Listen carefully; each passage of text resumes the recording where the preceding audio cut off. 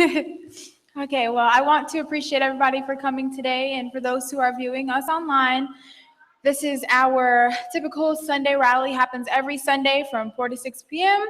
I know we're a little behind schedule, but I really appreciate you guys sticking with us. We have a very important program as we are in a very important month, October, which is the month of resistance of African people here in St. Petersburg. So much is going to be happening this month of October, so I highly recommend all of you stay tuned. Keep your eyes out for what the Uhuru Movement is going to be doing. Woo! Okay.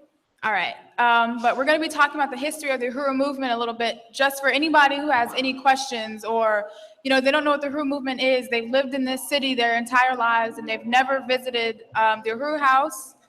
And, we want to really debunk any rumors, anything that's out there, any questions you may have about this movement and all of our different organizations. But before we get into that, I want to start with the African Pledge. And I know all of y'all don't have it, but some of y'all in here should have memorized it by now. So I challenge everyone here to stand up and do the pledge. Uhuru. If you don't know it, okay, if you have a hard time, just keep your right fist in the air at all times, and just kind of catch along. Uhuru. I pledge allegiance to my African people. I pledge to develop my mind and body to the greatest extent possible. I will learn all that I can in order to give my best to my people and our struggle for liberation through revolution.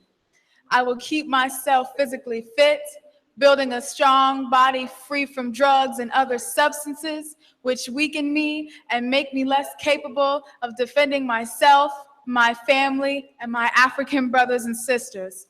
I will unselfishly share my knowledge and understanding with others in order to bring about change more quickly.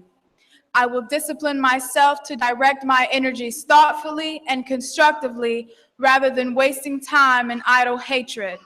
I will train myself never to hurt or allow others to harm my African brothers and sisters, for I recognize that we need every African man, woman, and child to be physically, mentally, and psychologically strong. These principles I pledge to practice daily and to teach them to others in order to unite my people in the struggle for freedom and independence. Uhuru. Woo, y'all did it! Yay! All right, so first and foremost, I want to give a special shout out to the chairman of the Uhuru Movement, the African People's Socialist Party, and to Deputy Chairwoman Ona Zane Yeshitela, who is the leader of the economic development work of the African People's Socialist Party. And I wanted to give a big happy birthday from everybody in St. Pete. So happy birthday, comrades. Uhuru. And Chairman Amali Yeshitela, chairman of the African People's Socialist Party, and he has been doing this work since the 60s, has been engaged in, the Black Power struggle for revolution since the 60s. And he was born and raised here in St. Petersburg, Florida. This movement was founded in St. Petersburg, Florida, and since then has stretched all around the world as an international organization. And we have a video, and it's the history of the mural, and a little context around the mural. Well, in December of 1966, I believe, Chairman Amali Yeshitela tore down a racist mural that hung in St. Pete City Hall. I'm sorry? Anti-African mural that was in City Hall that depicted African people with enlarged facial features, and we were, entertaining white beachgoers for, for their pleasure. And it hung in that wall despite the many protests that came from the African community. And Chairman Amali Yeshitela ripped that mural down and took it back to the African community. And so much happened around that period of time that really led to the shoot of the Black Power movement after the defeat of the revolution. So this little video about the mural and a little bit about the history of the revolution here in St. Petersburg, Florida, the work that Chairman Amalia Chatella laid out for all of us, and what was happening during that time period. Uhuru.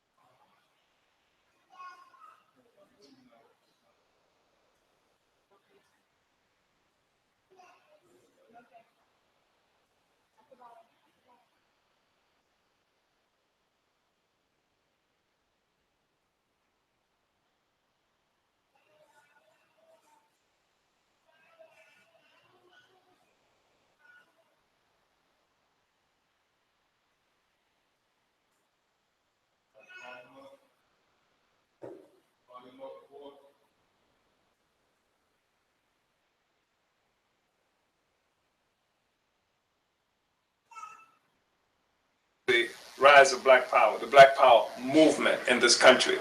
And I was the representative of the Black Power movement in this city. What we are referencing today is something that occurred 50 years ago, and what the city is attempting to do now is to replace that mural that was there with an image that presupposes that things have gotten so much better for African people in this city subsequent to then. We say that's a lie.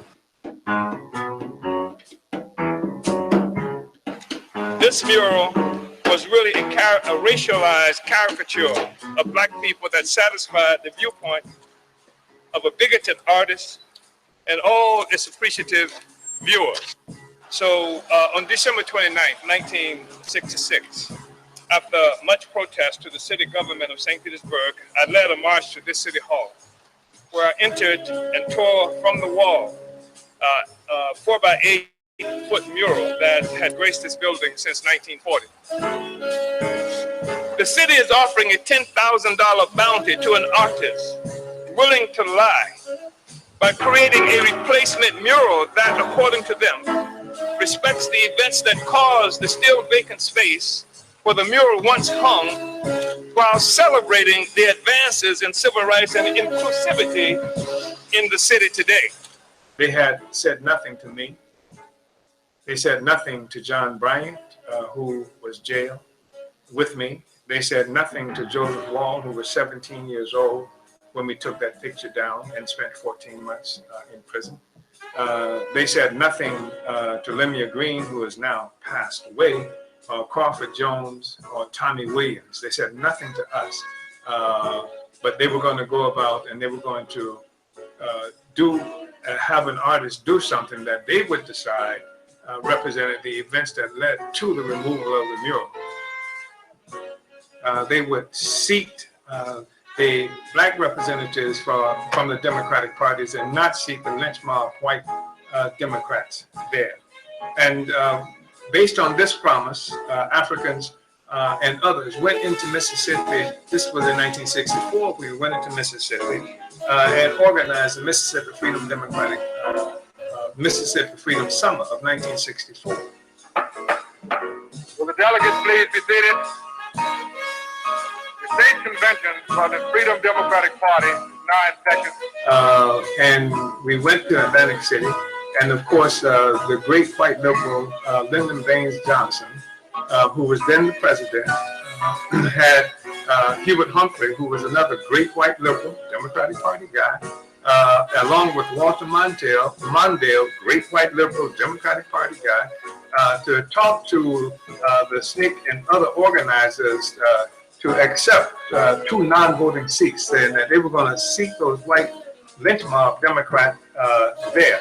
That was in 1964, and Faneuil Hamer made the famous statement that we didn't come here for no 2 seats when everybody is tired. The sharecropper who had been evicted from a plantation had come to symbolize the Mississippi movement.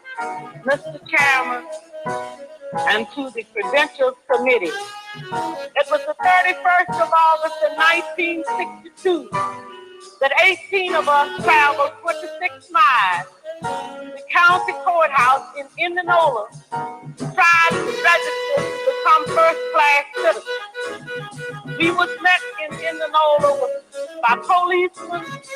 The president, Lyndon Johnson, he's not afraid of Martin Luther King's testimony. He's afraid of Faneuil Hamer's testimony.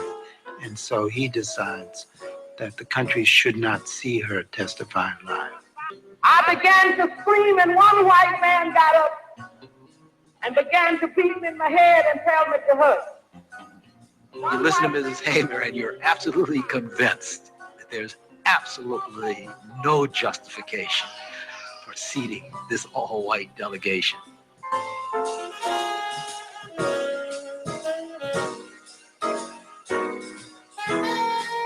SNCC, the Student Nonviolent Coordinating Committee, went then into Lowndes County, Alabama, and organized the Lowndes County Freedom Organization. Said we would create our own black political party in a majority black county so that we can have our own representation. This was an important step that SNCC took.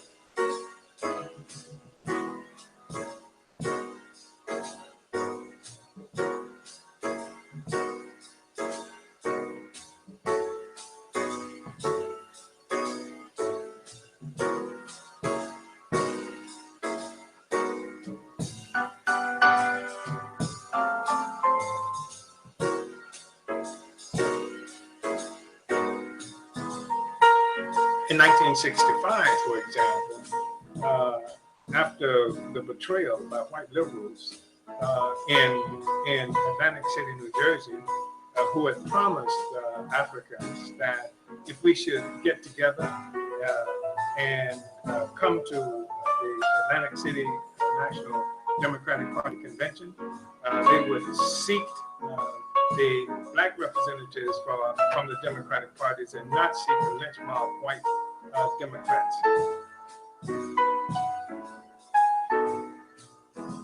The symbol for the Alabama Democratic Party was a white rooster, and SNCC chose as a symbol a Black Panther, and this is where the iconic Black Panther came from. This was, and people referred to it as the Black Panther Party.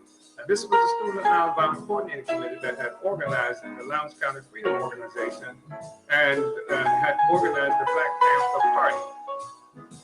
I was a member of SNCC. I became a member of SNCC, and we organized our office in St. Petersburg, Florida, and we had a huge Black Panther on our office, outer office wall, because we adopted the symbol that came from SNCC, from Lowndes County. It was an exciting symbol. It was a heady period of struggle for African people in this country.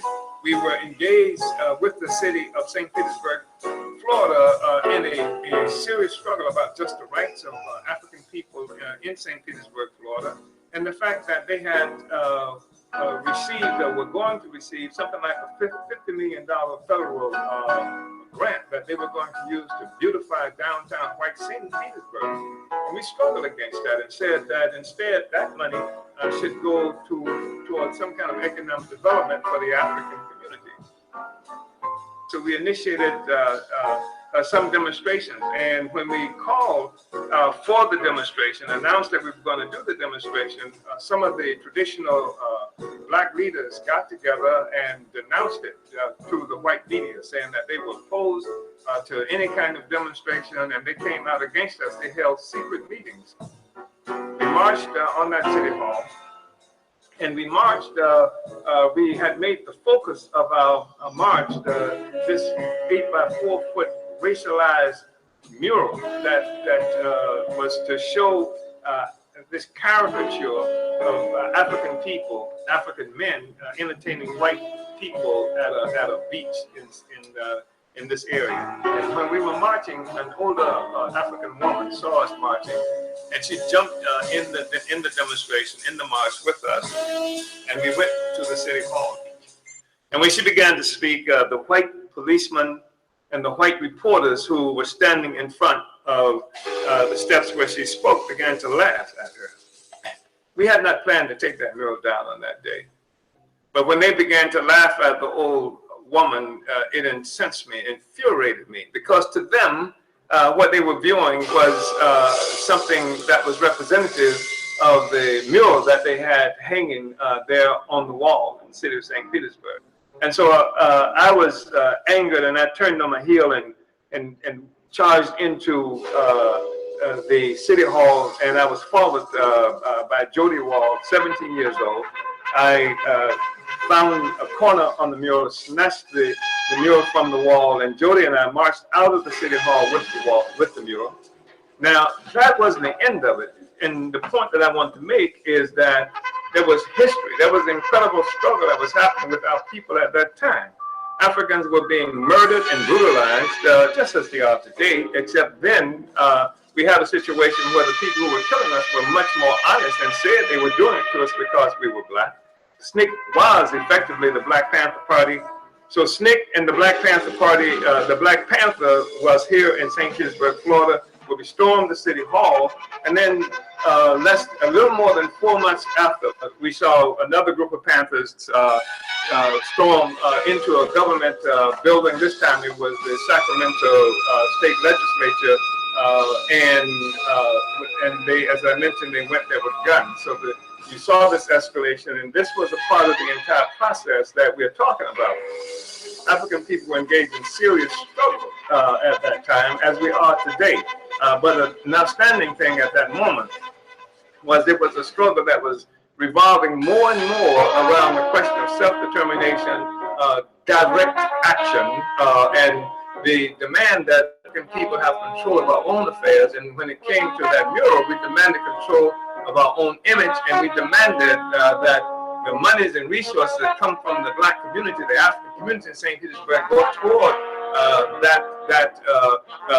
the African community in St. Petersburg, and said that the white people in the city government did not have a right to depict us in that fashion on that wall. We don't allow the city of St. Petersburg to have the right to depict us and our history in 2016. It was wrong then, it's wrong now. So we demand black community control of the mural.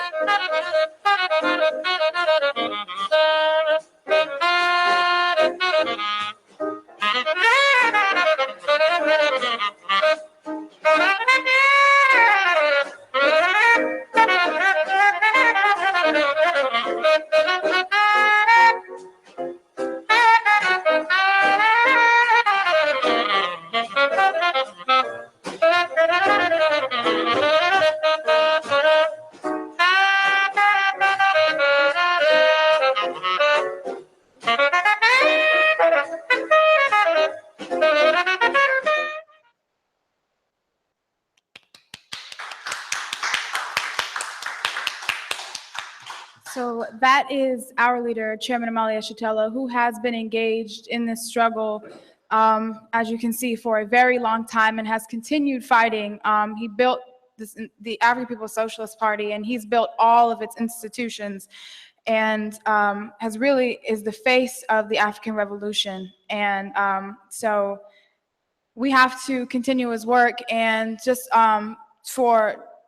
I know he mentioned it, but what they're doing currently is they've commissioned this illegitimate art, this committee that's going to decide what's going up on the wall, and that's not happening. We're saying that Chairman Monticello gets to decide what goes on that wall. We're putting a plaque up on that wall to commemorate Chairman Monticello and the other courageous 6 who were involved in taking that mural down.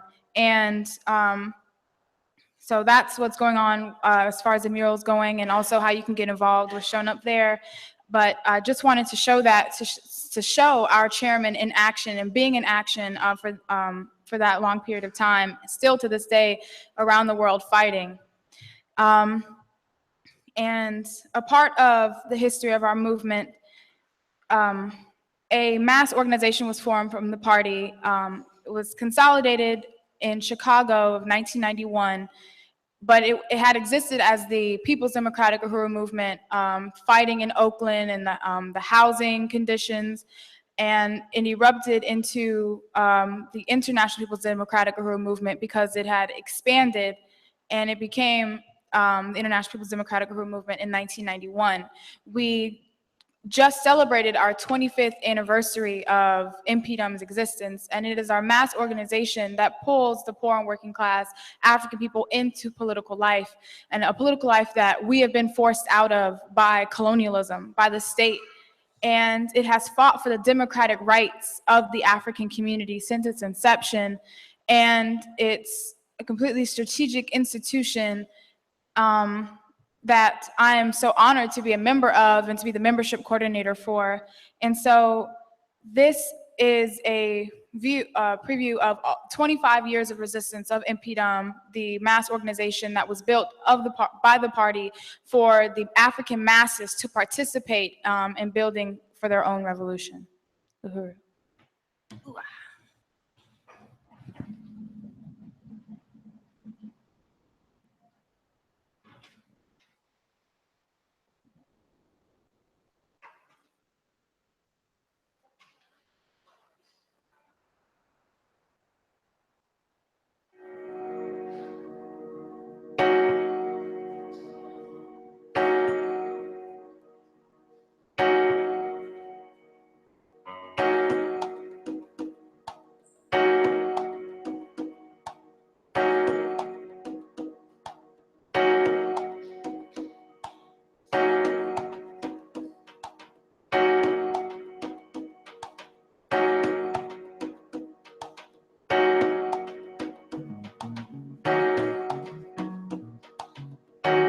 So we are a revolutionary organization.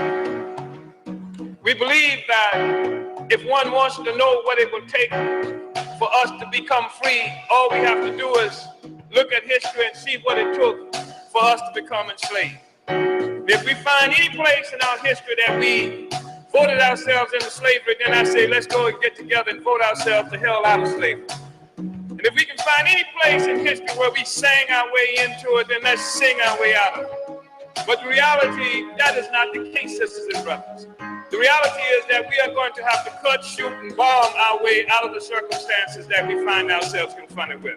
And I know that's not something that everybody wants to hear, and it's not something that a lot of folks want to hear. But it's the truth, nevertheless. This is not a suggestion at this meeting that once you're on your way out, we're going to be handing out AK-47s for people to go out and do your thing. The reality is that we're extremely afraid to pass out AK-47s in the community because I'd be afraid that I'd probably become one of the first victims of the AK-47. In other words, there's a lot of work that we have to do in the interim. But having said that there's a lot of work we have to do, we have to also remember that our objective is total, absolute liberation for our people. And you can't have it any other way. There's no way that you can talk about sharing the power over your lives with somebody else and then feeling like you got a right to complain about what somebody does to you. Either you want the power or you don't. 25 years ago, in April of 1991, the African People's Socialist Party initiated the founding convention of the National People's Democratic Uhuru Movement, later to become the International People's Democratic Uhuru Movement, or InPDUM. That historic convention opened in Chicago on April 6, 1991, the 23rd anniversary of the U.S. police murder of 17-year-old Black Panther Party member Bobby Hutton. APSP motivation for founding InPDUM was clear. The struggle for the liberation of our people had to be resuscitated after its crushing military defeat of the 1960s. The masses of the colonized African population of the U.S. had to be brought back into active, conscious, independent political life. The counterinsurgency that had come with our defeat, ushering in a period of mass demoralization, disorganization, dispersal, and chemical warfare in the form of the imposition of a drug economy, had to be exposed and defeated. Since then, InPDUM has been fighting for the democratic rights of the oppressed and exploited African community all over the world. In 1966, Chairman Omali Yeshitela, then known as Joe Waller, was jailed for ripping a mural down that hung in St. Petersburg City Hall that negatively depicted African people entertaining white people with enlarged facial features. At the same time, we have struggled tooth and nail to rebuild revolutionary organizational capacity capable of representing the genuine interests of our oppressed people. It has been a road of struggle that has taken us into every imaginable venue, from the chambers of the city halls of various major cities, where we challenge neo-colonial politicians who sell out the Black community for crumbs, to the courtrooms in which our people are railroaded by the U.S. injustice system, to the sidewalks in the freezing cold and unbearable heat conditions. InPDUM has been there, fighting every step of the way.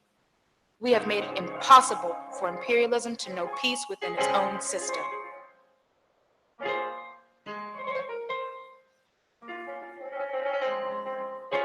We have not struggled simply for justice for one person, but to win reparations, economic and political power for the entire African nation. Not until every African man, woman, and child is free to be themselves in a world where Black power has risen will InPDUM stop the resistance. InPDUM has 25 years of resistance and a history of fighting back for the African working class. We supported the movement to free Fred Hampton Jr., framed up in Chicago in the 1990s.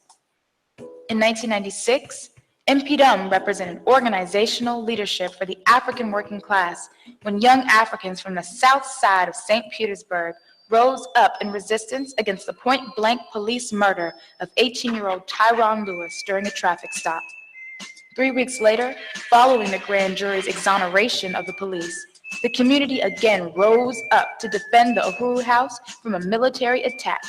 Their response was to slander that brother, to isolate and criminalize our movement, and then to indict us, to send us to prison. Because of our stance in defending our people, the cops attacked our headquarters in an attempt to crush our movement. They failed. We prevailed. The community rose up to defeat the police in what has come to be known as the Battle of St. Petersburg. InPDUM is internationally known for leading the African resistance. We are in Africa, Sierra Leone, Bahamas, Germany, and London. In 2005, we supported the struggle for justice for Ori Jalloh, a young African man who was burned to death while in police custody in Germany. In Miami in 2006, 7 young African men were captured by the FBI after being framed by provocateurs who were recruited to brand them as terrorists in a U.S. Justice Department campaign. InPDUM was the first to organize in their defense.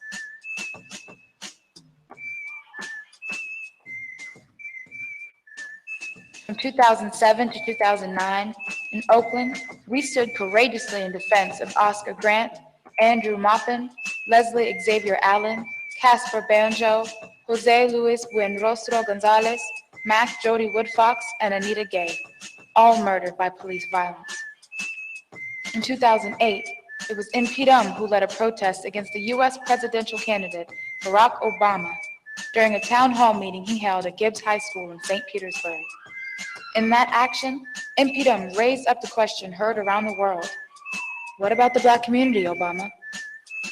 In Bronson, Florida in 2012, InPDUM led a powerful struggle to free Eric Oliver, an 18-year-old African who was arrested and charged with assault for defending himself and his family by beating down a white lynch mob who came to lynch his younger brother. InPDUM has fought for Black community control of schools. In 2013, we waged a successful campaign to free baby Dylan from the clutches of Pennsylvania Hospital, where the doctors forced the baby to take morphine against the wishes of his mother. In August of 2014, InPDUM rose from the ashes of the Ferguson Rebellion, where the African working class took to the streets and fought back. After the acquittal of Darren Wilson, Black people of Ferguson, led by the African People's Socialist Party and InPDUM, led the Black People's Grand Jury and put him back on trial and found him guilty of the murder of Michael Brown. The launch of Africans Charged Genocide campaign came shortly after the assassination of Mike Brown. In 2015, InPDUM braved the frigid temperatures of the Northeast region, sleeping in tents on the Africans Charged Genocide Winter Encampment Tour to follow the United Nations. The president of InPDUM spoke to the United Nations panel of experts on behalf of the African working class on the conditions we face in the United States.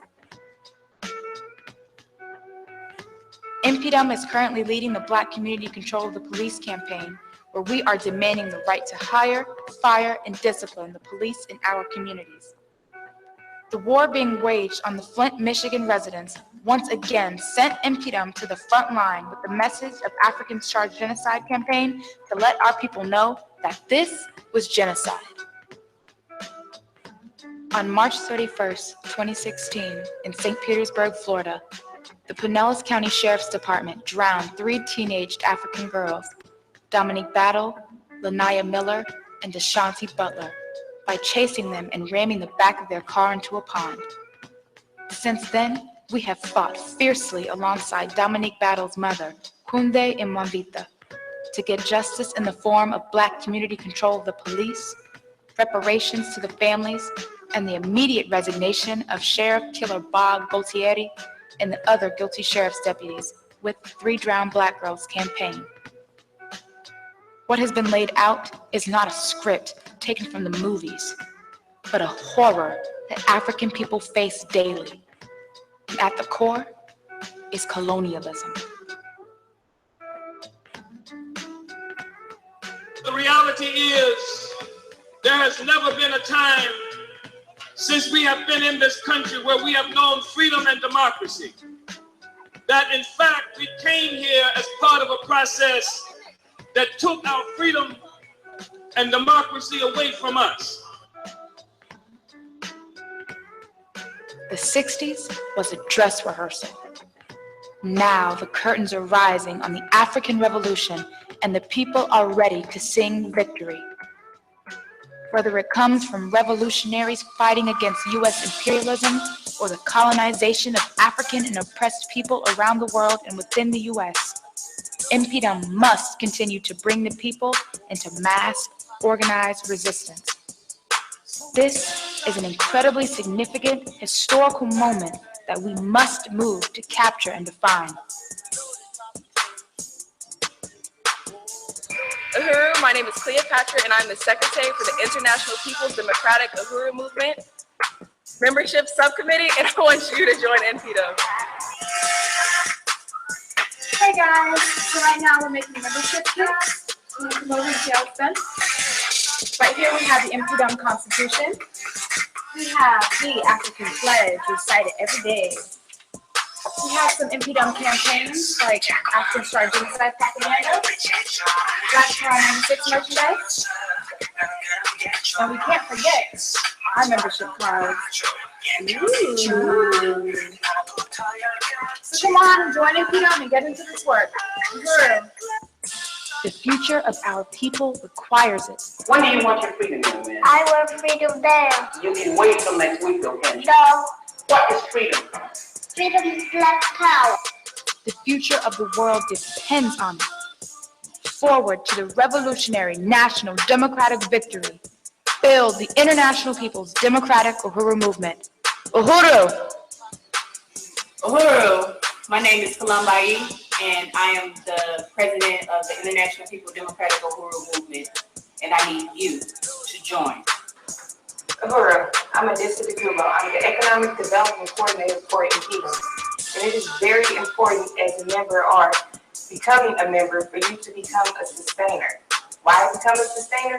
Because it's you, the people, that fund InPDUM. My name is Chimaringa Waller. I'm the Strategic Advisor to President Kalambayi of the International People's Democratic Uhuru Movement, and I want you to join InPDUM. Uhuru, I'm Daraja Haki, and I'm the IEC Secretary for InPDUM. And I joined InPDUM after the African Rebellion in Ferguson, Missouri, when Mike Brown was murdered. I ask that you join InPDUM. Uhuru. Uhuru, my name is Akila Anai, and I'm the Membership Coordinator for the International People's Democratic Uhuru Movement. We say all power to the people. We say ease where lay to. Africa. No compromise. No surrender. Uhuru.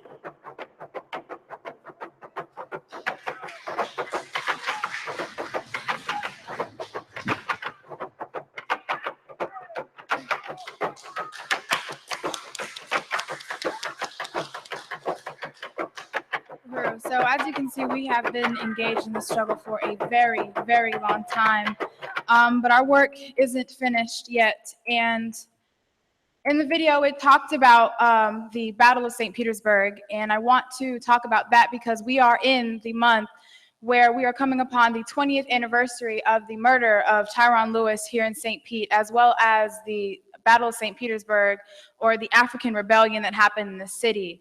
20 years ago, the police shot and murdered Tyron Lewis on 16th Street. Anybody who's lived here all your life, you know exactly where that is. And no police officers were indicted.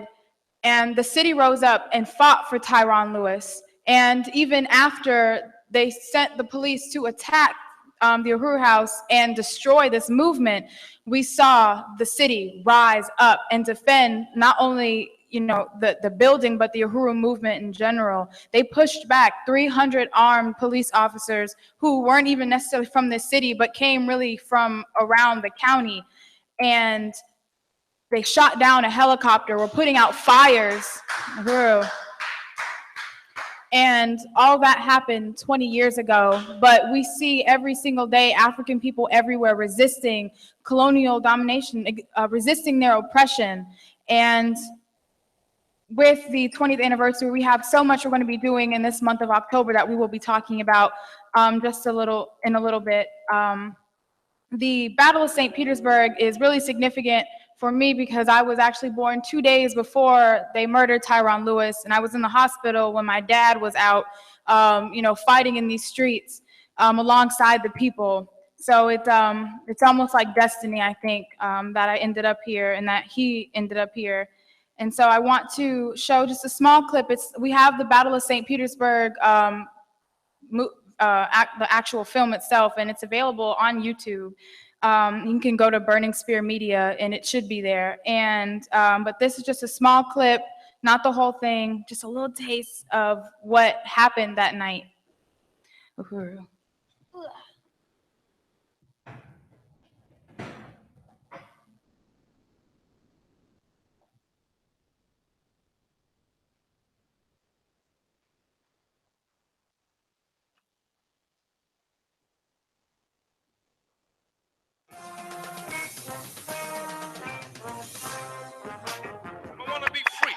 I want you to be free. I want us to be a self-governing people, not having to ask the white man or anybody for anything. All normal, healthy human beings want to be self-governing and self-determining. I want to have a black power. I want to have a black government. When I say black power, I'm talking about black freedom. I'm talking about big lip freedom. I'm talking about broad nose freedom. I'm talking about nappy hair freedom. I'm talking about boom box on your shoulder freedom. I'm talking about black freedom, freedom on our own terms. I'm saying that we don't have to act like nobody else in order to be free.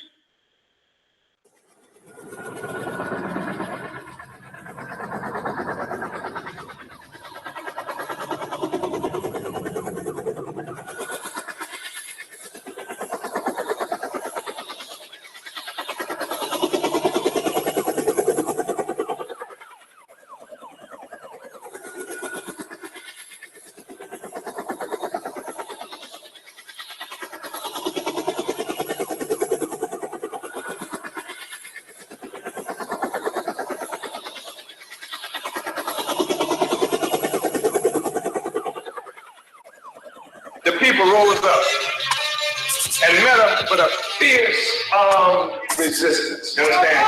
You know what I'm saying? Met us with a fierce resistance.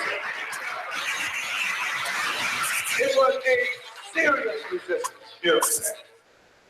Candidate first, they failed in their attempt to isolate us politically, criminalize us, and shoot us off to prison. They failed. Then they tried to create a situation where they could provoke something that would allow them to attack us militarily. They were going to win it, get rid of us by a military attack. And when they attacked us militarily, they got their asses kicked by the people right there in the street. I mean this. You have to understand what happened.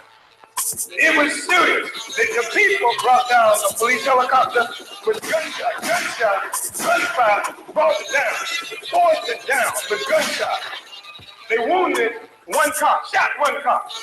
And the transcript of a police communication over the radio that appeared in the paper the next day had the commander screaming over the radio, "Pull the troops back, we under heavy fire."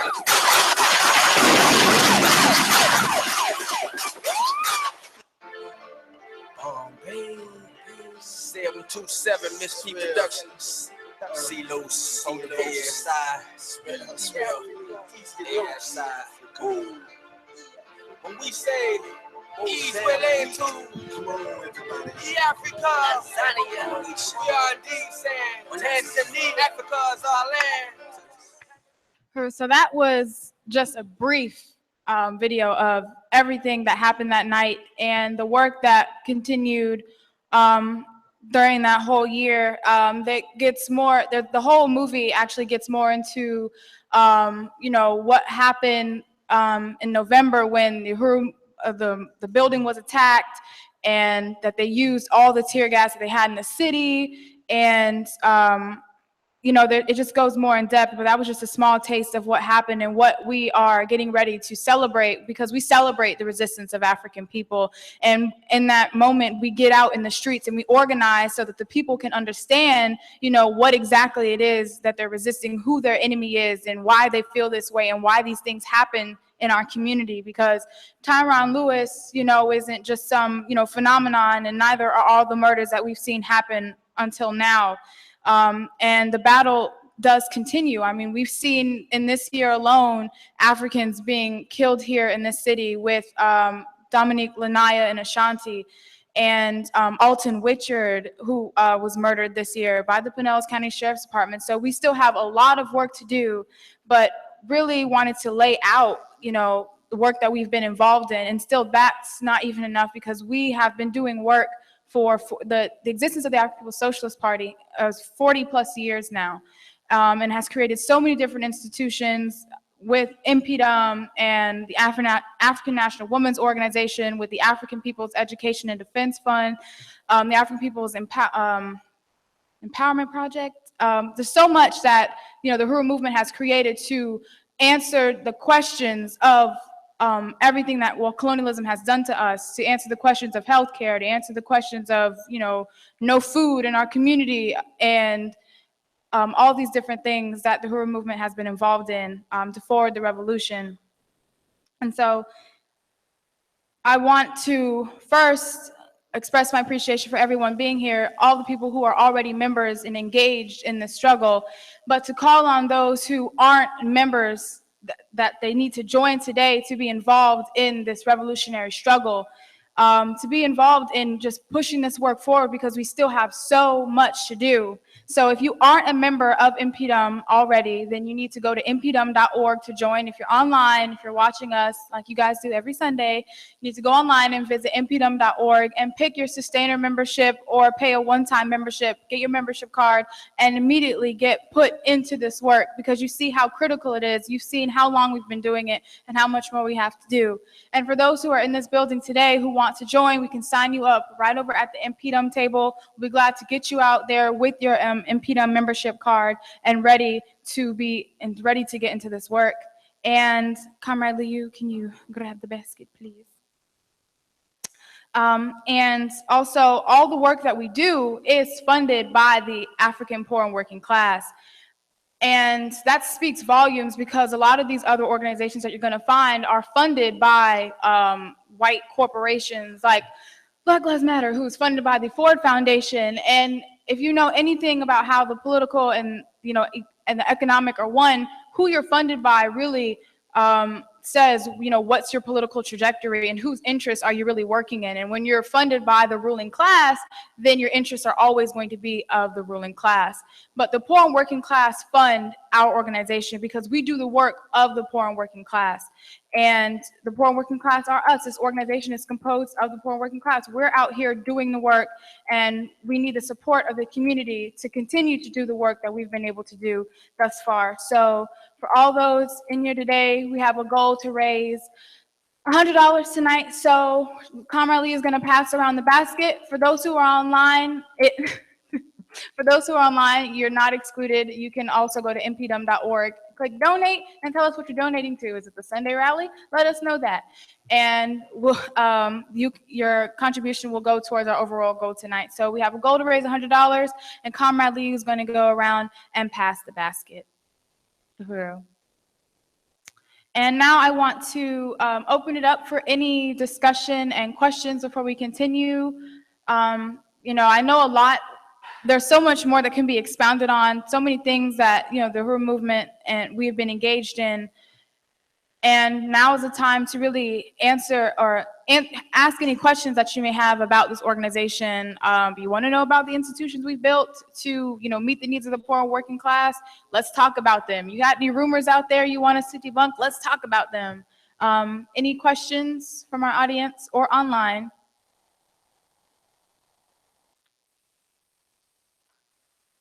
No? You guys know everything about the Uhuru Movement? You guys are satisfied? I mean, that's not a problem with me. I'm glad.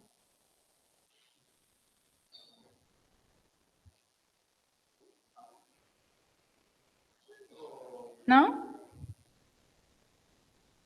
Do you have a question, Aliza? I don't know. Shake your afro. Okay, all right. That's better. Okay, if there's nothing online either? Yeah. Okay. Never mind, we got one thing over here. Uhuru, I just first want to appreciate Akile and his plate and Agitprop for really laying out these important videos around not only the history of InPDUM, but what InPDUM is forwarding and pushing towards for African people to understand. A lot of us, myself included, was really pushed into the revolutionary life, into political life because of, Trayvon Martin and Mike Brown and the murders of those two Africans. And then afterwards, their killers became famous and made millions of dollars in donations. George Zimmerman actually went on a tour where, a gun show tour where he would go to gun shows all over America and sign people's guns. And I just knew that I couldn't live in this type of world anymore. And I knew that my sister, who just brought in, two of my nephews into this world, that I didn't want this to be their future. I didn't want, them to always look behind their back when they go to a store to buy Skittles or iced tea. And I knew that what was being pushed out there, this whole Black Lives Matter movement, was not the answer. Because what I saw in the streets on live stream were Africans who were saying, kill the pigs, who were saying, get out of our community, who were throwing bricks at the pigs and fighting against the pigs. And I thought, that's who we are. That is where our freedom lies, is these poor, working class Africans who people pick on every day, say they need to pull up their pants, they need to talk correct English. They're the ones on the front line with enough gusto and braveness to fight against militarized tanks and drones and all kinds of things that they pushed into Ferguson. And these working class poor Africans fought up and they were fighting back. An African woman who was fighting against the police was shot in her eye and blinded. And still on her bedside was saying, you know, keep it up. I don't want the people on the ground to stop fighting. And then you had Black Lives Matter promoting this thing about badge cams. Out of nowhere, now we're supposed to be fighting for badge cams. So then we got the badge cams. Now we have an eye-to-eye view of our people being murdered. Thank you to the badge cams. But nothing has changed. Nothing has changed. And I understood that this whole Black Lives Matter thing, what did it mean? Who are we yelling that our lives matter to? We know our lives matter. That's why we're depressed and we're crying and we're dealing with all this anguish, because we see our people being murdered every day. We understand our life matter. Who else are we telling? The oppressor to care about our life?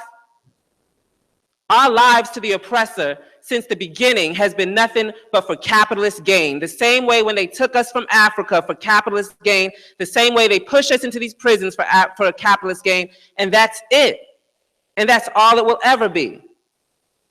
And that's why when I heard the International People's Democratic Uhuru Movement make the call that Black power matters, I said, hey, that's different. That says something else. Black power matters. Black power matters. That means when we have the power, you gonna know our life matters, because if you mess with it, you gonna get hit with that Black power. Uhuru. And that's what it takes for us to be free.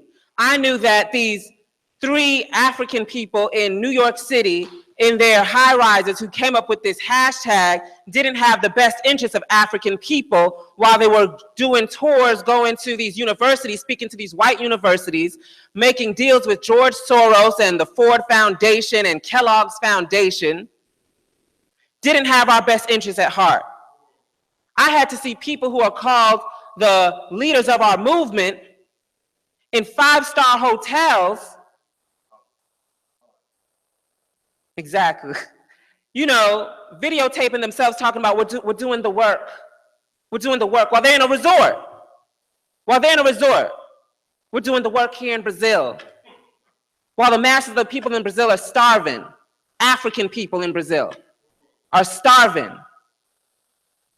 They get to go to the Olympics in this Coliseum while the rest of the people of Brazil, who are majority African, are digging through trash. These are my leaders? Hell no, these are not my leaders. My leader looks like what you saw up there. African people on the ground, organizing African people, building Black power. And InPDUM, the International People's Democratic Uhuru Movement, put self-determination into the agenda, into every African home. Because right now, ain't nothing being pushed into the African home but pleading to massa. And telling massa, stop killing us, please. Stop lynching us, please. We've been asking them to stop doing it. It ain't stopped them. InPDUM says we need Black power now. InPDUM says we need self-determination. InPDUM says revolution is the only answer. This is what they tried to squash in the 60s. When they bombed us, murdered our people, pushed Assata Shakur to Cuba, arrested our leaders, murdered Malcolm X, murdered Fred Hampton. These are the same, these leaders, these Black Lives Matter leaders now pushing into every African home that we need to vote for Hillary Clinton. This is our movement. This is the Black people's movement, this is the Black Lives Matter movement. No. No. This is not where we're going. This is not what we're about. We're about freedom, real freedom, where we build for ourselves. We build our own agenda. That's why the International People's Democratic Uhuru Movement is part of the Black is Back coalition that is going around state to state, putting what's in our agenda. Reparations, which Bernie Sanders said no to, Hillary Clinton said no to, Barack Obama said no to, and we're saying you don't get a choice. It's in our agenda. We want reparations. We want to stop the mass incarceration of African people. It used to be African men, but now in the past 3 years, the growth of African women in prison has grown 800%. They're saying, well, we did the job on black men, now we're going after black women, 800% in the last 3 years. That's why Barack Obama was your president. And he wants to talk about you better vote for Hillary or that's against his legacy. His legacy is locking up black women. His legacy is poison water in African communities. His legacy is sending drones to Africa to murder African people, to steal their African resources, our resources, for white power. And now part of your legacy is caping for this white cave Becky to get into office. And everybody wants to talk about this leaked footage of Trump, because he said, you know, when you're a celebrity, you can do whatever to a woman. You can grab her by the pussy. And now that's the scandal. That's the scandal. Y'all got no, if what Trump said in that tape shocked you, if what Trump has ever said shocked you, you don't know Hillary Clinton. You don't know Hillary Clinton. Hillary Clinton makes Donald Trump look like a saint, a damn saint. She stole billions of dollars from donations sent to Haiti to save the people of Haiti, the African people of Haiti. They only built 6 houses. The rest is in her pockets. That's where she get the money to afford that $50,000 tacky ass pantsuit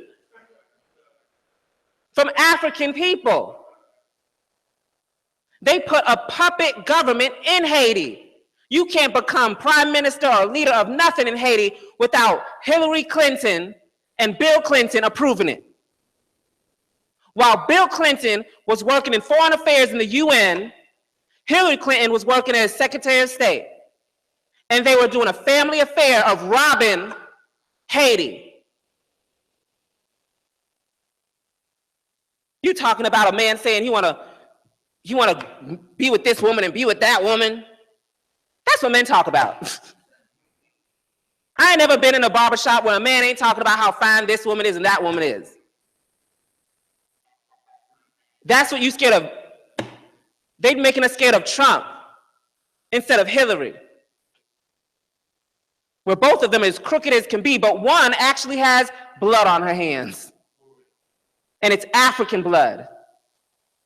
You have these black women talking about, we got to defend Hillary because of feminism.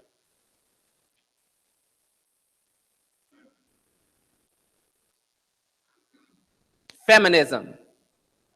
She didn't care much about feminism when they pushed the war on drugs and started battering down African women's houses and pushing African women in prison. She didn't care much about feminism when she called our children super predators. She didn't care much about feminism when she drops bombs on Africa and the Middle East and kills women just to steal their oil. But now when she's running for president, she needs y'all to care about feminism to get her into presidency. This is what Black Lives Matter is pushing African people to. Hillary Clinton, the hands of Hillary Rodham Clinton. Hillary Clinton. This is not where we're going as African people. The African poor working class are so against this, and you can see it. You can see it. You can ride around the hood all day. You never gonna see more than 3 or 2 Hillary signs, if that. We're not invested in this no more, in this system no more. We know this system has no future for us. You think Marcus Garvey would say, vote for Hillary? You think Marcus Garvey would say, tell Massa our lives matter? You think Marcus Garvey would say, we need to fight for badge cams?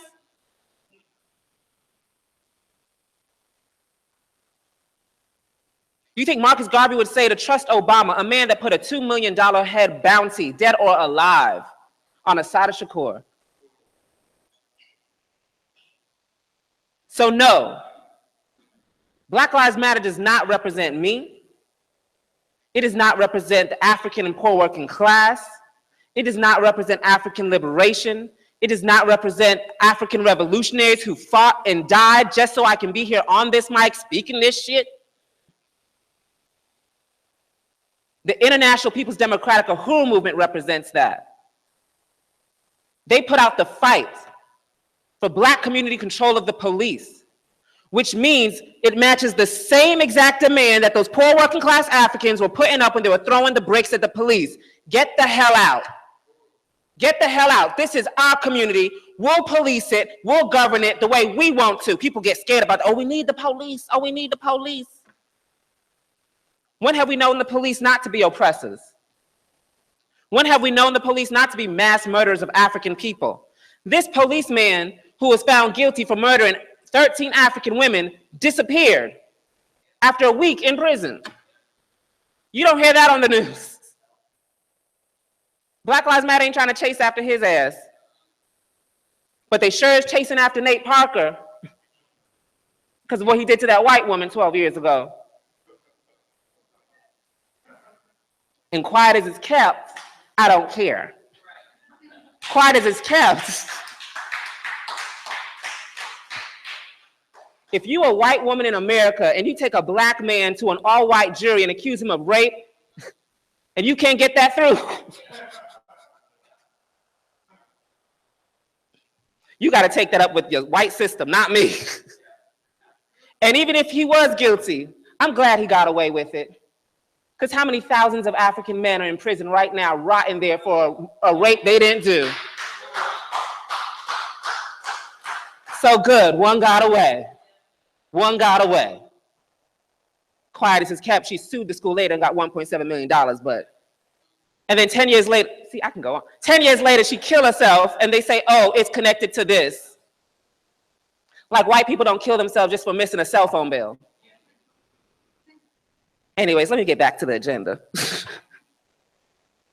We really do have to understand the importance of the International People's Democratic Uhuru Movement, of InPDUM. We really, really do.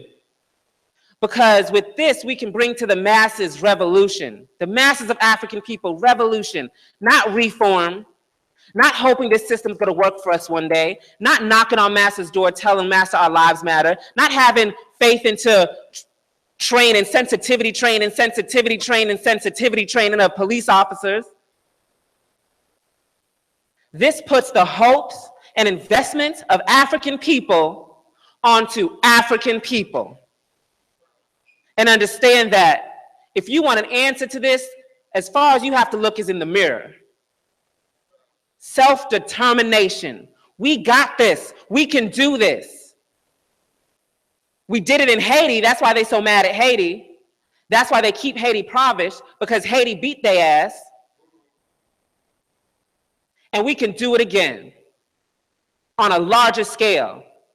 Because now we understand that we are all African everywhere on this planet.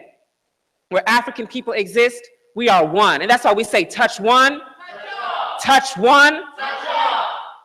And that's what we are fighting for. That's why InPDUM is so important. Because we need the masses of African people to understand that revolution is the only solution. The killings ain't never gonna stop till revolution.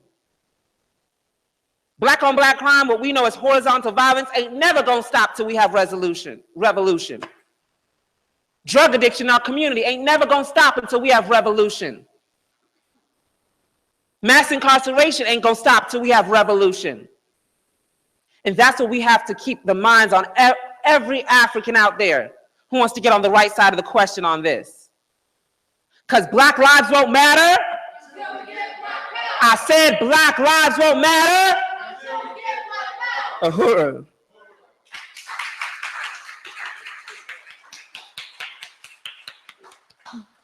Uhuru, that was, if you don't know, but you do know, Gazi Kodzo. I really want to appreciate him coming up to speak on the importance of InPDUM, everything. He said, right on, we unite.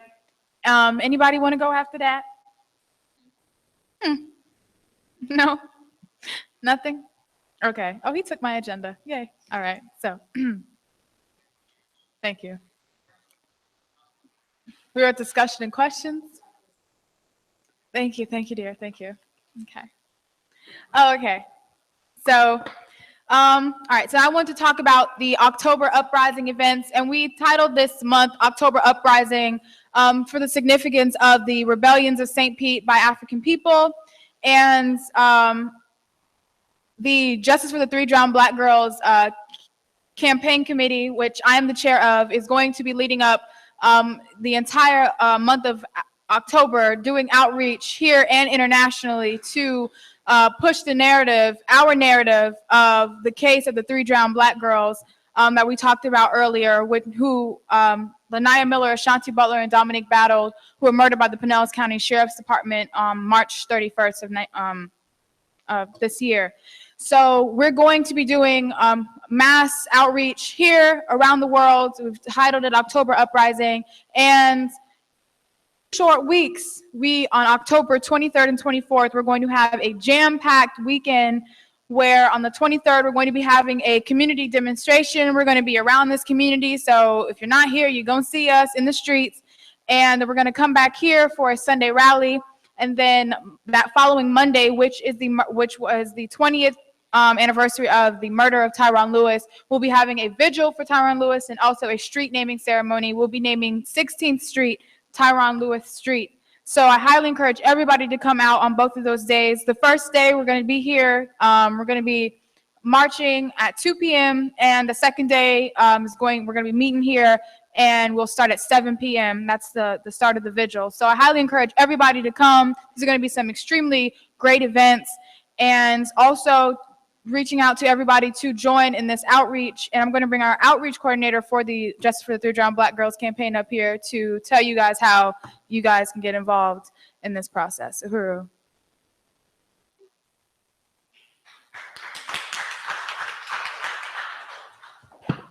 Uhuru. If you are interested in doing outreach for the Three Drowned Black Girls committee, you can see me after the Sunday rally. For this whole month of October, the theme of our October outreach is going to be October Uprising. And you will be able to, like every Tuesday and Thursday, we'll be doing outreach at a certain time. It's going to depend. I'll talk to you about it after the rally. But we're going to be doing outreach every Tuesday and Thursday in the community, giving out our new propaganda that we'll be having for the Three Drowned Black Girls Committee. And we're going to have a booklet, I'm told. Yeah, so we're going to have a narrative coming out telling. Okay. It's going to be unveiled October 23rd, and it's going to just lay out the whole entire case up until this point. And we're going to be distributing that into the community. And if you do not live in St. Petersburg, Florida, if you are watching this, you can become a propaganda distributor, and you can get a packet with all of the propaganda in it and conduct outreach in your city or wherever you are. So look out for that. And yes. Okay. Well, Akila will have that information. She'll say that after I leave. Uhuru. Well, if you're local here and you want to become a propaganda distributor, we actually have packets available for you here. But for those who are not local in St. Pete, you can email justice3dbg, that's the number 3, justice3dbg at InPDUM.org, and tell us that you want to become a propaganda distributor, and we'll get your kit out to you as soon as possible. Anybody can participate in distributing the propaganda for this campaign. And like Comrade Liu said, we will be unveiling a whole narrative, which is it's like going to be like a little booklet on the 23rd that lays out this whole entire case, and also the history of the Pinellas County Sheriff's Department and all of the blood that they have on their hands of African people. So that's going to be really exciting and something to look forward to on October 23rd, amongst all the other things. But again, if you want to become a propaganda distributor and you're not here local, email us at justice3dbg@inpdum.org, and we'll get you guys all set up. Uhuru.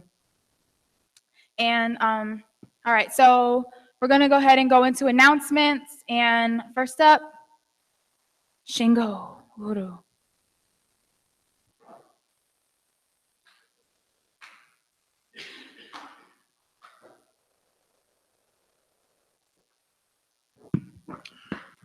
Uhuru. My name is Shango Tawamba, and I am the chair for the Uhuru Haunted Nights. And I want to ask everybody online and in the room if they can come help and donate or volunteer their time, because this event is very important to this community.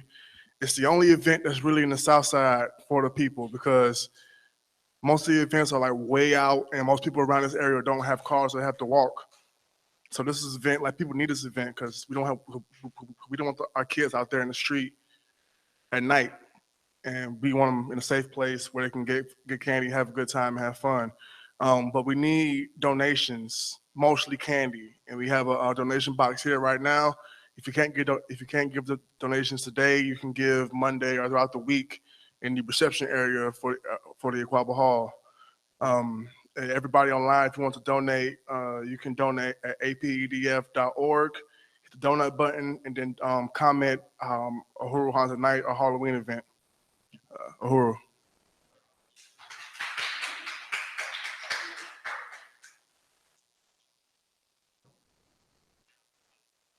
And you guys should have all received a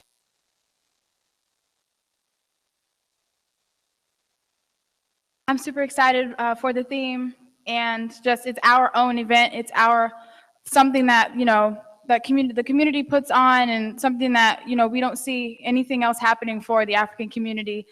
You know, so really encourage everybody to support it, attend it, and donate candy and anything that you can to this extremely fun event. And now I'm going to call up Alienza Bindale, who is the Burning Spear Distribution Manager. Uhuru.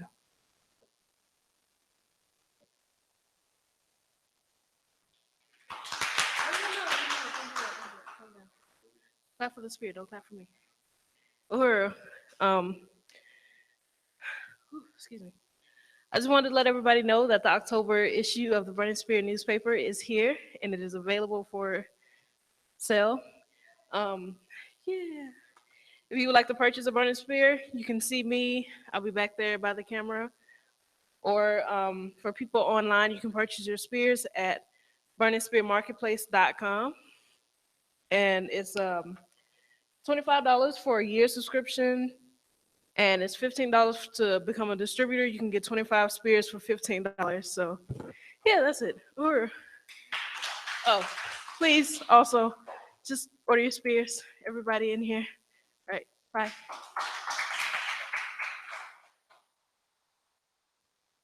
Okay, so Daesoon is out there manning the state outside right now, so I'm going to go ahead and do a little brief Black Power 96.3 FM announcement. Just want everybody to get excited because we do flip the switch October 22nd for Black Power 96. Uhuru. Woo-hoo. Huh? October 31st? Okay. All right, well, Halloween. Woo! October 31st. Woo! I've been seeing all the work that they've been doing downstairs to build the radio station, and Daesoon True, he's the station manager. He'll come up all dusty and dirty and whatnot after working on the radio station or the actual radio room. So I'm really excited seeing all the work get done, and October 31st is our Flip the Switch night, as well as our Haunted Halloween night. So that's going to be extremely fun. And Uhuru and Kinge?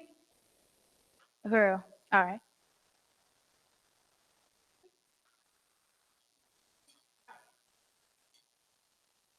Uhuru. My name is Ikinge Maele, and I am the Chief of Staff for Chairman Omali Shatella, and I'm also a member of the Black is Back Coalition for Social Justice, Peace, and Reparations. On October 1st, we had the first Black Self-Determination Convention held right here in St. Petersburg, Florida. Uhuru. And throughout North America this past weekend, there have been Black self-determination conferences being held wherever there are members of the Black is Back Coalition. And what I wanted to remind everyone today of is that on November 5th and 6th in Washington, D.C., will be our National Black Political Convention for Self-Determination. The white folks, the ruling class, had their conventions. Now we're having ours. Uhuru. Amongst the items that will be on, or that are included on our 19-point platform is a point that deals with Black women, which says we declare our commitment to facilitate the elevation of African women to full equal partnership in our struggle to create a new world of freedom. We also have a point that deals with Black community control of the police. We demand the immediate withdrawal of all domestic military occupation forces from Black communities. Reparations. We demand reparations for the hundreds of years of slavery, colonial oppression, exploitation, terror, and deprivation that continue to be experienced by the U.S. by African people to this day. The right to free education through postgraduate level. We oppose both for-profit schooling and philosophies of teaching that put profit over human development. Free, universal, quality health care for all. Given that group health outcomes are closely linked to group political and economic status, a universal health care policy must provide both equal care to all, regardless of social and financial circumstances, and restorative care to historically oppressed communities. This is just a brief snippet of the 19 points that we are going to be taking to Washington, D.C. The Republicans and Democrats, nobody's speaking about African people. I mean, to be frank, they don't give a damn about us. We've always been a commodity. And what we're saying is that we have to seize power and take power in our own hands. We have to create our own agenda, and that's what we're putting forward today. So I'm encouraging everyone to take one of these flyers, take them back. I'm glad to see the brothers and sisters that came from outside of the St. Petersburg area. Please take some of these flyers back with you to your area, spread the word. We're going to be organizing a van, bus, cars, whatever we can to leave from here. But we intend to go to Washington, D.C. and let the white folks know that we got our own agenda. Uhuru.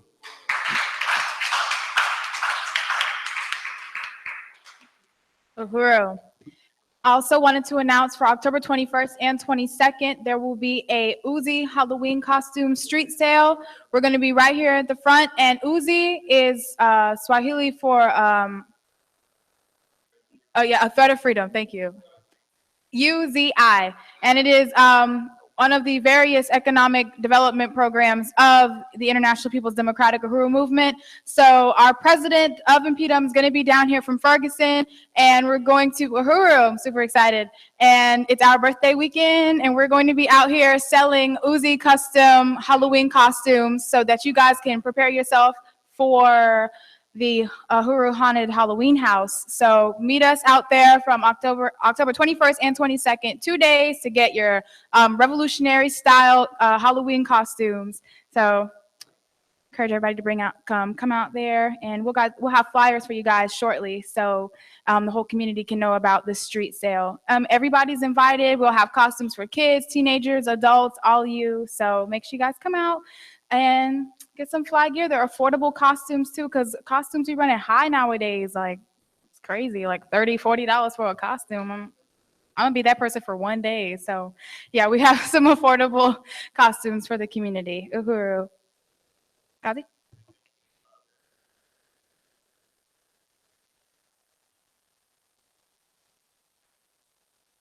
Uhuru. My name is Gazi Kodzo, and I'm the Director of Recruitment and Membership. Uhuru. So I'm here to announce the InPDUM Nights, which InPDUM is our volunteer brigade program that we have here at the Uhuru House every other Wednesday. So we had one this Wednesday already. So the next one is going to be October 19th at 6:30 to 8. We ask that everybody comes at 6:30. We show all of the different institutions that we have available because we know that the Uhuru Movement does a lot. So we want to show everybody what we have available for the people to really join into and, you know, get their hands dirty and start doing something for the revolution. We have, you know, 40 to how many hours a week that we give to build white power in some kind of way or fashion in this capitalist system.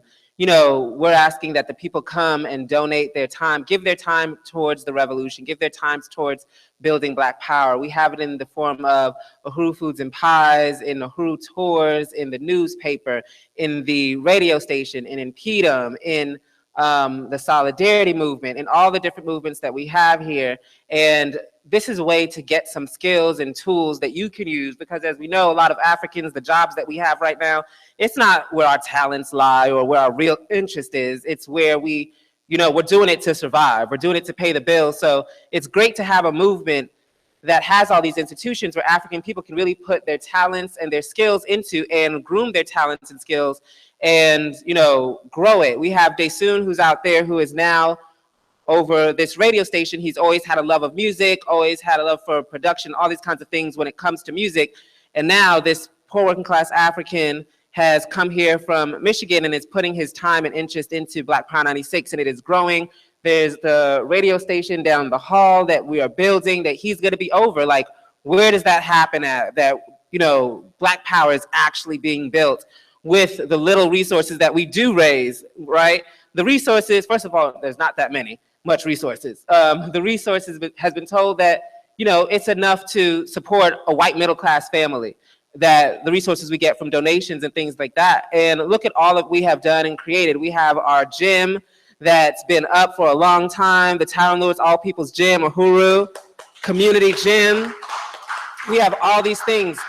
The Burning Spear newspaper, the oldest revolutionary newspaper, Uhuru, that has African poor working class writers from all over the world, from the Congo, from Sierra Leone, from the UK, from all over America, from the Bahamas, all these Africans who write on the Burning Spear, and you get an African internationalist view of what's going on in the world from the Burning Spear. I mean, no shade to Black Lives Matter, but they get millions of dollars donated to them every day by celebrities, and they don't even have an app.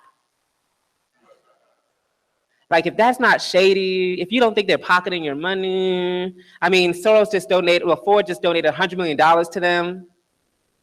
They don't even got a t-shirt line. I mean, something's up. But, you know, we have all these great institutions, and InTU brings you every other Wednesday to come in, learn about all these institutions, and for the movement to grow. We know that we cannot do it on our own. This is why we're always pulling in the masses to come and join us, to volunteer, to give their time to this, to give their time to something that's productive and that's going to forward the revolution and get African people free. I know the two comrades here that came and visited that, you know, one of the questions the sister had for me was, you know, everything's happening here in St. Pete. Like, all of Florida seems real quiet when it comes to Black power and fighting back the state and fighting for justice, fighting for stop the murders of African people. But it seems like St. Pete is where a lot of the fighting is happening. And, you know, I know you said it as a compliment, but to me, that's like a contradiction that we really have to meet up on and fix, because we need to be everywhere, right, comrades? Uhuru? And this is why we have the volunteer brigade, to pull people, pull the masses into the work so that it alleviates us to go to Orlando and spread revolution there, to go to even Tampa, spread revolution there, go to Miami, spread revolution there, then get out of the state, go all around where we have comrades at, but we need to pull this fight that we're doing here, this amazing fight that we have, the justice for the 3 drowned Black girls, the 3 drowned Black girls that were murdered by the Pinellas County state pigs. These girls were coerced into this pond. You can hear the white pig, Skaggs, talking over his walkie-talkie, planning the murder out, planning it out, saying this is how we're gonna basically murder these 3 African girls in this car. They lie and say, oh, we pulled them over because they didn't have headlights on. The video shows that they had headlights on. They lied and said they went into the water to try to save the girls. Video shows they stood there and scoffed and laughed about these girls and mimicked these girls while they were screaming for their lives. This is the state. And this is the lies that they put out, that the police tried to be heroes, they tried their best. These girls were nothing but criminals. Their parents were horrible parents, and this is what they just get. And this was the narrative that was put out there, but the International People's Democratic Uhuru Movement fought back with the help of a lot of volunteers who passed out pamphlets and door hangers and all of these things, and we couldn't have done it without the community. We couldn't have done it without the volunteers. And we passed out, we actually went to door, went to over 10,000 homes. Uhuru, 10,000 homes, Uhuru. That was in the span of 2 months. We went to all these African houses and we told them what you're hearing on the news, what you're hearing from the mayor, what you're hearing from these police chiefs are all lies. And now the community knows the truth. The community knows that there was 14 cars, police cars on the scene. And each of those police cars are equipped, the back of the seats you can pull and use as flotation devices. And none of those cars did they pull that flotation device. But a couple years ago, 2 of those same cops that was in that scene a couple years ago, they pulled their flotation devices for a bigger and deeper pond to save a dog. But they didn't do it for 3 black teenage girls. So this is what we put out there. And we told the truth of what happened that night, since they wanted to expose these African girls for, oh, they stole this and they did this and they did that. Oh, okay. Well, one thing they weren't were murderers, right? The pigs that were there at the pond, many of them have records of abusing Africans, falsely accusing Africans, and murdering Africans. That's the record that needs to be exposed, not these 3 girls shoplifting or playing around or whatever. That doesn't equate for them to be murdered like that night. And we understand that. And that's why we say, you let them drown, you let them drown.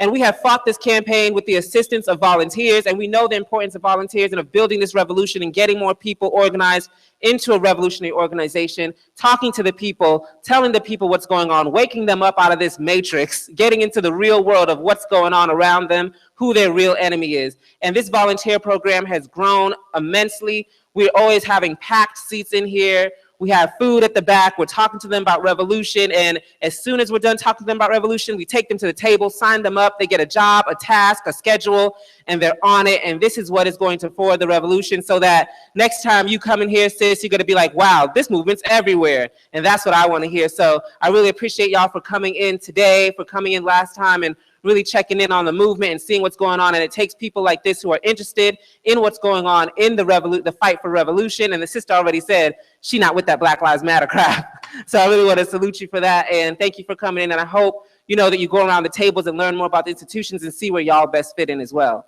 Uhuru.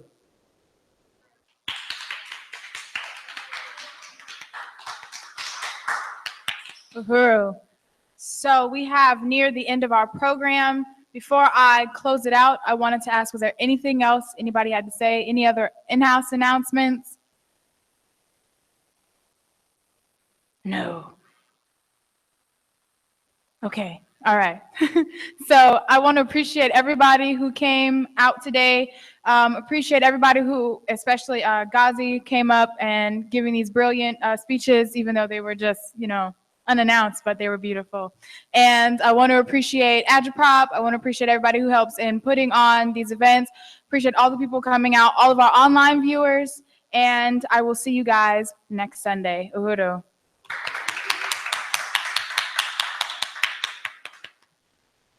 There is, I baked pasta in the back tonight. So, bon appetit, folks. Bon appetit. Uhuru.